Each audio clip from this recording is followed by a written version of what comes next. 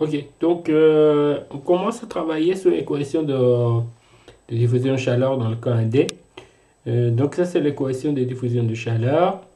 Donc vous avez la valeur de K, qu'on vous a donné la valeur numérique. Donc de deux extrémités en fait, on peut considérer par exemple un bar par exemple. La longueur de barre par exemple 1 mètre, bon, la longueur c'est L. Et puis dans les conditions à température à temps égal 0, la température initiale c'était T init. Et puis à gauche, vous avez une température T1 et à droite, par exemple, vous avez une température TL. Et donc, on a cette équation-là. Donc, normalement, on peut obtenir une solution analytique. Donc, la solution analytique est présentée de cette forme-là. Et l'idée de cet exercice-là, c'est de comprendre en fait l'effet des nombres de points qu'on va donner à l'intérieur de notre expression et l'impact qu'il va avoir sur les résultats au niveau des perturbations. Donc, on va le regarder précisément ici. Alors, la solution analytique est présentée par cette relation-là. Et donc, pour arriver à la solution analytique, on doit réaliser une sommation de 1 jusqu'à infini. Donc, la question est quelle est la valeur de n infini qu'on va utiliser pour arriver à une solution, je dirais, intéressante ou exacte, entre guillemets. Alors, ce qu'on va regarder ensemble. Et donc, du coup, on vous a donné les valeurs numériques. Donc, déjà, on va écrire un programme qui nous permet de dessiner en fait cette distribution avec relation analytique qu'on a donnée. Donc, c'est la première étape. Donc, la température initiale c'est 25 degrés centigrades, TL c'est 200 degrés centigrades et T1 c'est 100 degrés centigrades. Et on va chercher en fait la solution à un instant donné, d'accord, en fonction de Nmax. Donc, Nmax c'est le nombre de la sommation qu'on va faire ici. Donc, c'est cette partie-là. Donc, on va regarder les résultats sur donc le nombre de l'impact de Nmax sur le résultat qu'on obtient. Ok. Alors moi je prépare un programme. Donc j'ai écrit encore ClearArt, CLC, CLF. J'ai ajouté un TikTok, etc. pour mesurer le temps. Et donc j'ai donné la valeur de L qui est 1 mètre. N, je dis égale 50. Ça veut dire que je considère qu'un mètre est divisé en 50 morceaux entre guillemets. K c'est le coefficient qu'on vous a donné. T1 c'est température à gauche. TL c'est température à droite. T init, température initiale à 25. Donc, toutes les températures que vous voyez ici sont en degrés centigrades. Et T1, c'est un temps donné. Donc, on va regarder le résultat à T égale 1, par exemple. Nmax, c'est le nombre de termes retenus pour la sommation qu'on va faire dans cette partie-là que vous voyez ici. Ok, c'est cette partie. Ok, bon, on va commencer.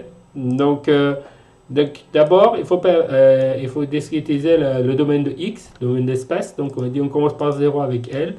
Et donc, l'intervalle qu'on va choisir, si on dit qu'on a le nombre de divisions, c'est 50, on a dit L divisé par M-1, donc on va trouver un delta X, et puis qu'on a fait dans l'exercice précédent, donc on voit les choses. OK. Maintenant, on arrive sur la partie sur laquelle on va calculer la valeur de température avec la relation qu'on vous a donnée.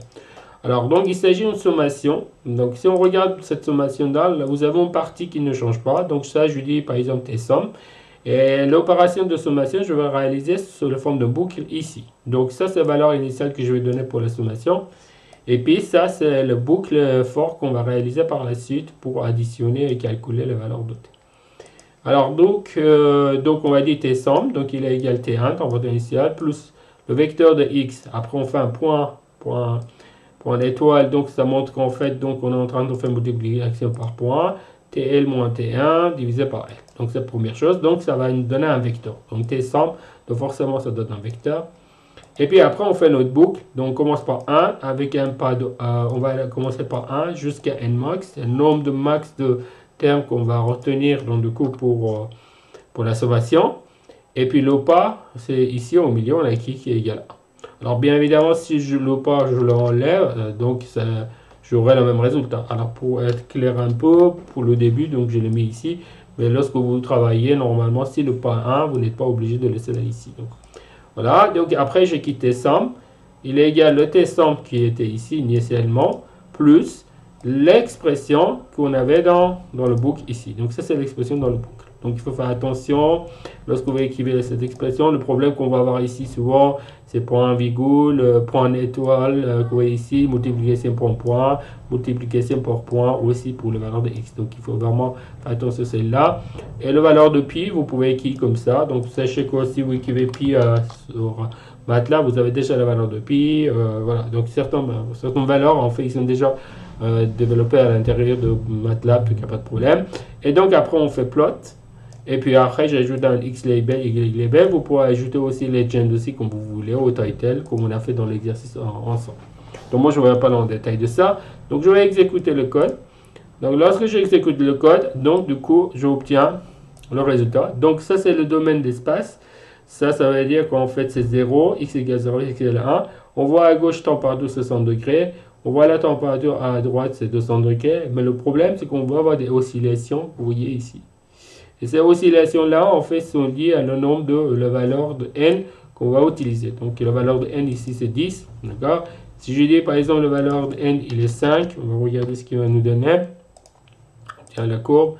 Donc, vous voyez, l'oscillation est toujours présente. Alors, on avait le 10. Donc, j'exécute la valeur de 10. D'accord? Vous voyez, donc on aura plusieurs petits pics. Si je dis, par exemple, 20, et j'exécute, donc vous voyez, donc on devient encore plus petit pic. Donc on voit qu'en augmentant la valeur de n, en fait, notre résultat il s'approche vers la valeur analytique. En règle générale, à t égale 1, normalement c'est 100 degrés, c'est 200 degrés, la température doit baisser et après on doit avoir une valeur stable ici au milieu. Mais là, ce qu'on ne voit pas. Donc 20 degrés, c'est température initiale. Donc ça, on ne le voit pas, on voit des oscillations, tout ça. Donc ça, un phénomène de perturbation qu'on constate, et c'est l'idée de l'exercice qu'on regarde ensemble. Donc là, on fait ensemble. Donc si je dis n égale 650, donc là, le problème, il est un peu résolu. Donc cela veut dire qu'en fait, j'ai besoin d'un nombre suffisant de n pour arriver à un résultat, je dirais, correct, pour obtenir exactement la même chose que vous voyez ici. Donc vous avez des perturbations qui sont liées à cette sommation-là. Il faut vraiment faire attention. Alors après, ce que vous pouvez faire, par exemple, vous pouvez préparer un subplot et puis après vous allez préparer, vous allez préparer une fonction et vous allez donner la valeur de x et après vous préparez plusieurs subplots. Vous pouvez dessiner et vous pouvez regarder cet effet-là. Ce qu'on va faire ensemble, je vais vous montrer comment on va le faire.